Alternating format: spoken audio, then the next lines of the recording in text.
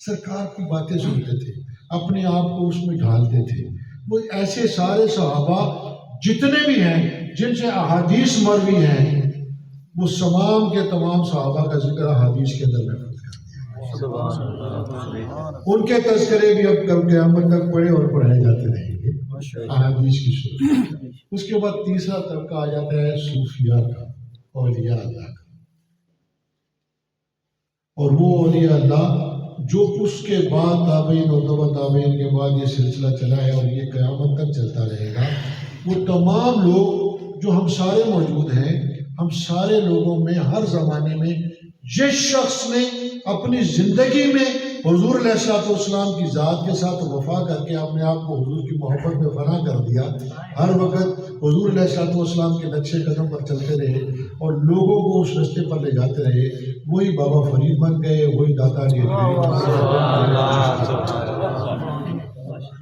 ان کے مزارات کی صورت میں وہ قائم و دائم ہے، اور ان کے مزار قیامت تک لوگوں کو روشنی اور ہدایت دیتے ہیں۔ سیدنا تاج الدین الجیلانی البغدادی، سیدنا غوث اعظم شیخ عبد القادر جیلانی، یہ وہ تمام ہستیاں ہیں جنہوں نے حضور علیہ السلام کی ذات کے ساتھ۔ اب آپ کہیں گے جی اللہ کی ذات کی بات نہیں کرتے تو حضور کی ذات ہے۔ اللہ کی ذات کو تو کسی نے دیکھا بھی نہیں، کسی نے نہیں۔ آقا علیہ السلام جب تشریف لائے اور لوگوں کو اللہ کا پیغام دے رہے، تو ہر نبی جس دور میں آیا تو ہر نبی کو اللہ تبارک و تعالیٰ نے اس دور کے مطابق اپنے معجزات عطا فرمائے۔ مثلا موسیٰ علیہ السلام کا دور ہے تو جادوگری کا بڑا عروج تھا، موسیٰ علیہ السلام کو حکم ہوا کہ اپنا عصا پھینکو، وہ پھینکا تو وہ اژدہا بن گیا، سارے جتنے جادوگر تھے ان کے سانپوں کو وہ کھا گیا، اس سے وہ سارے زیر اوپر کے اوپر سمجھ سے ڈرے ہوئے۔ تو وہ لوگ اللہ تبارک و تعالیٰ نے تمام انبیاء کو ہر دور میں جتنے جو ان کا دور تھا اس میں جس چیز کی سب ضرورت تھا وہ اپنے پیغمبر کو وہ عطا فرماتے تھے اور وہ لوگوں کو اس کے ذریعے سے ذیل کرتے تھے۔ لیکن واحد محمد الرسول اللہ صلی اللہ علیہ وسلم کی ذات اقدس ہے کہ جب وہ تشریف لائے اور انہوں نے لوگوں کو حق کا پیغام دیا تو حق کے پیغام کے دوران کوئی معجزہ نہیں دکھایا، کوئی معجزہ نہیں دکھایا۔ 40 سال کی زندگی آپ نے ان لوگوں میں گزاری، بچپن، لڑکپن،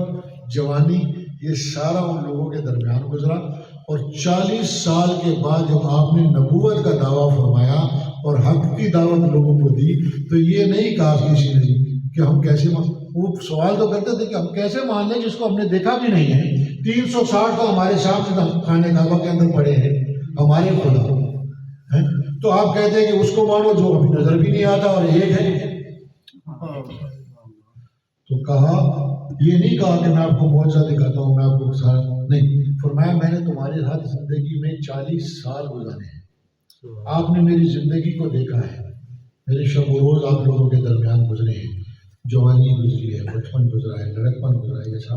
کیا آپ کو میری 40 سالہ زندگی میں کسی جگہ پر کوئی نقص نظر آیا؟ میں نے کسی کی امانت میں خیانت کی، کبھی جھوٹ بولا، کبھی کسی کی غیبت کی، کبھی کسی کو چغلی کی، کسی کو نقصان پہنچایا؟ کوئی نہیں۔ تو جب آپ کے سامنے میری 40 سالہ زندگی ہے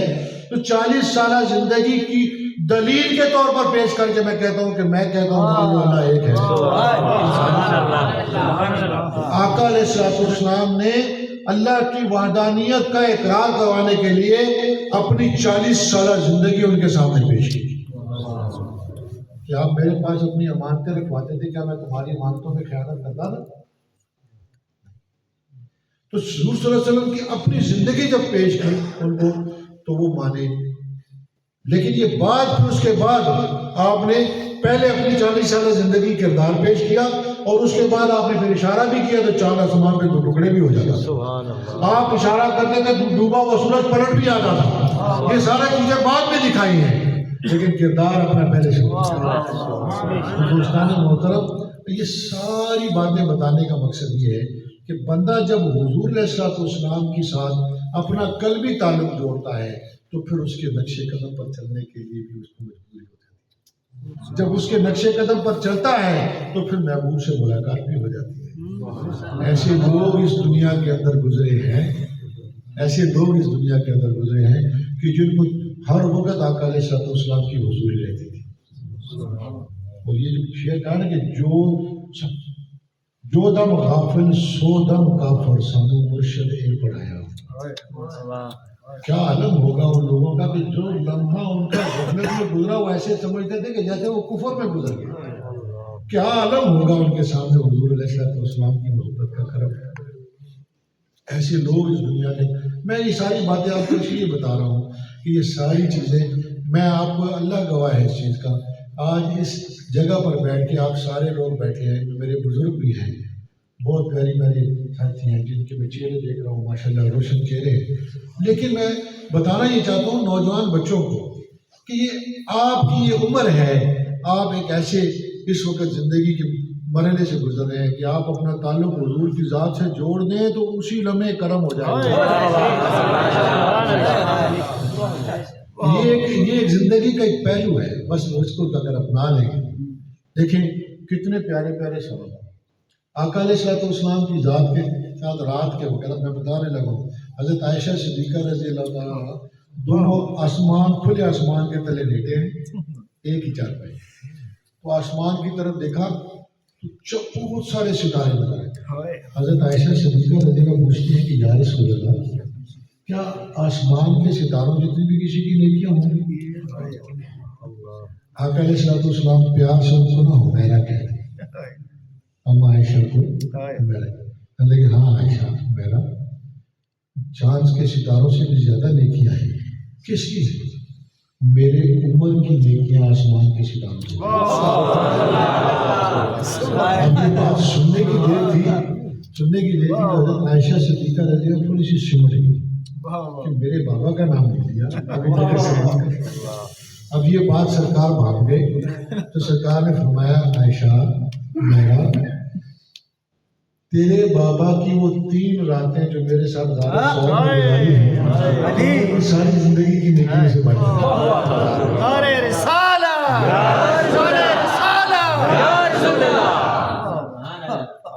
عمر کی ساری زندگی کی نیکیوں سے بڑھ کر ہے وہ 3 راتیں جو ہمارے سوال میں گزاری۔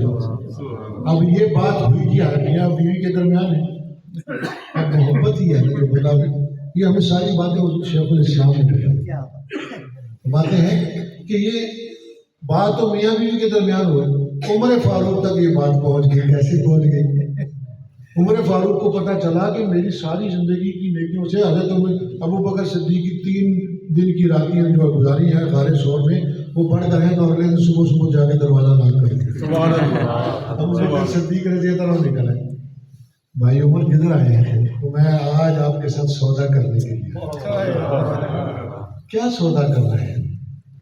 مجھے آپ ایسا کریں کہ میری ساری زندگی کی نیکیاں لے لیں، سال کی 3 راتیں مجھے دے دیں۔ حضور نے فرمایا ہے کہ میری ساری زندگی کی نیکیوں سے بڑھ کر تیری 3 رات جو غار میں گزاری ہے وہ بڑھ کر ہے۔ بات سمجھ آ رہی ہے؟ ادھر تو یہ عالم ہے، دوسری طرف آ جائے، عثمان غنی رضی اللہ عنہ کی طرف آ جائے۔ حضرت عثمان غنی رضی اللہ سخاوت میں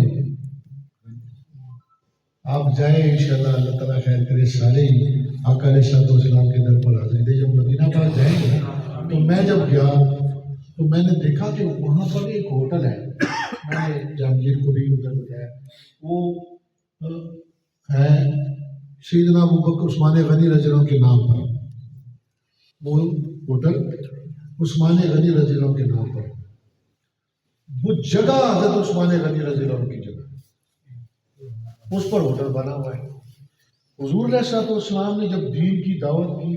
اور آپ نے فرمایا کہ اللہ کے دین کو تمہارے مال کی ضرورت ہے، تو حضرت عثمان غنی نے جو قربانی پیش کی، آقا علیہ السلام نے اس قربانی کے عوض میں ہاتھ اٹھا کر اللہ کی بارگاہ میں دعا کر لی، میرے مالک آج عثمان نے قربانی کا وہ نظارہ پیش کیا ہے کہ آج کے بعد عثمان جو بھی کرے تمہیں اس سے کوئی پوچھ نہیں، کوئی نہیں پوچھے۔ یہ بات میں قربان جاؤں عثمان غنی رضی اللہ کی سخاوت پر کہ بڑے لوگ سخی گزرے ہیں، لیکن ایسی سخاوت کسی کی قبول نہیں ہوئی جیسی سرکار نے فرمانی تھی عثمان غنی۔ وہ ہوٹل جو تھا وہ عثمان غنی رضی اللہ عنہ کے نام پہ ہے، اور آج کے دور میں بندہ تو دنیا سے کب سے چلے گئے، پردہ فرما گئے، لیکن آج کے دور میں عثمان غنی رضی اللہ عنہ کے نام کا اکاؤنٹ بینک کے اندر کھلا ہوا ہے، ابھی تک اس کا نام ان کے نام پہ کھلا ہوا ہے، اور وہ کیا کرتے ہیں کہ اس ہوٹل کی جتنی آمدن ہوتی ہے وہ حضرت عثمان غنی کے اکاؤنٹ میں جاتی ہے، اور وہاں سے پھر وہ غریبوں اور مسکینوں میں تقسیم ہے۔ کیسا قربانی پیش کی ہے۔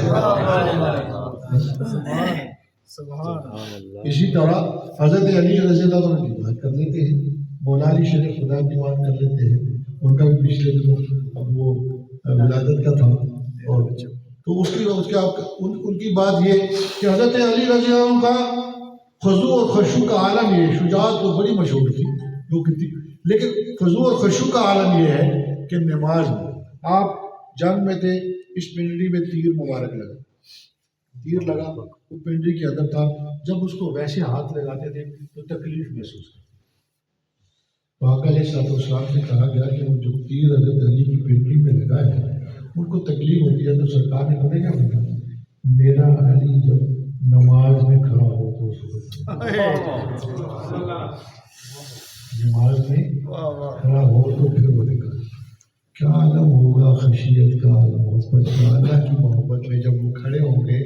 تو وہ کہتے ہیں کہ جب تیر نکالا خون کا فوارہ نکلا، حضرت علی پاک کو پتہ بھی نہیں چلا چاہیے، ویسے اگر ہاتھ لگاتے تھے تو تکلیف ہوتی تھی۔ دوستان محترم، یہ وہ ساری پاک ہستیاں ہیں جن کی میں نے آپ کو بات بتائی ہے، وہ ساری حضور صلی اللہ علیہ وسلم کی قربت سے یہ سارا کمال پا کر گئے، ان کی زندگی ان کے ساتھ رہے، ان کے ساتھ وقت گزارا تو وہ کرم ہوا۔ تو یہ جو آج کا دور ہے، 1400 سال کے بعد کا دور ہے، اس دور میں حضور صلی اللہ علیہ وسلم کی ذات کے ساتھ تعلق پختہ کرنے کا ایک ہی ذریعہ ہے، وہ محفل نعت ہے۔ آقا علیہ السلام صحابہ کرام میں بیٹھ کر فرمایا میرے صحابیوں،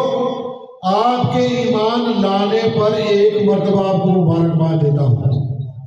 اور جو آپ کے بعد آنے والے ہیں ان کے ایمان لانے پر ان کو 7 مرتبہ مبارکباد۔ یا رسول اللہ، ہم آپ کی صحبت میں بیٹھتے ہیں، آپ کے پاس بیٹھتے ہیں، ہم نے ایمان لایا تو آپ ہمیں ایک مرتبہ، اور آنے والے فرمایا تم میرے قرب پر قریب بیٹھتے ہو، میری زبان سے اللہ کا کلام سنتے ہو، میں اشارہ کرتا ہوں چاند 2 ٹکڑے ہو جاتا ہے، یہ تم نے دیکھا ہے،